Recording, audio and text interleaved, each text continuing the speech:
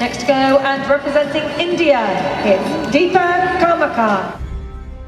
বাকি তখনও দুজন প্রতিদ্বন্দ্বী। প্রথম ভল্ট দেওয়ার পর পয়েন্টের বিচারে তখনও যুগ্মভাবে পঞ্চম দীপা।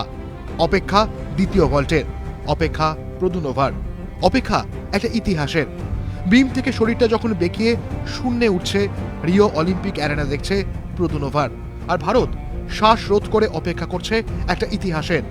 বাজি জিতলেন দীপা, 15.266 পয়েন্ট দ্বিতীয় ভল্টে।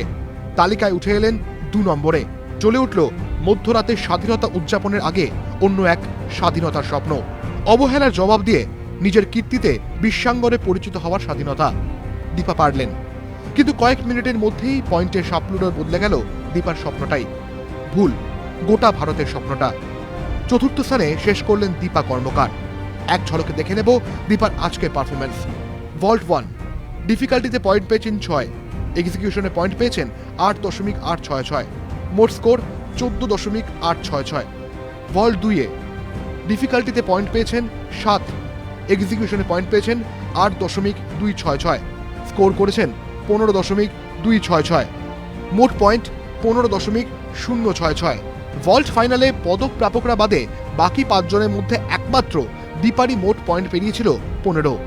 এই পরিসংখ্যান দিয়ে হয়তো দীপার লড়াইকে বিশ্লেষণ করা স্রেফ বোকামি।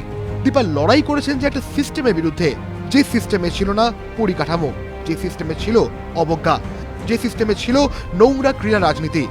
পদক নাই বা হলো, কিন্তু দীপার এই লড়াই যে পিছিয়ে পড়া ভারতীয় জিমন্যাস্টিককে ভাবতে শেখাবে, আমেরিকা রাশিয়ার মতো আমরাও পারি চোখে চোখ রেখে সমানে সমানে লড়তে। যে লড়াই শুরুটা হলো দীপার ভল্টেই। এবিপি আনন্দ।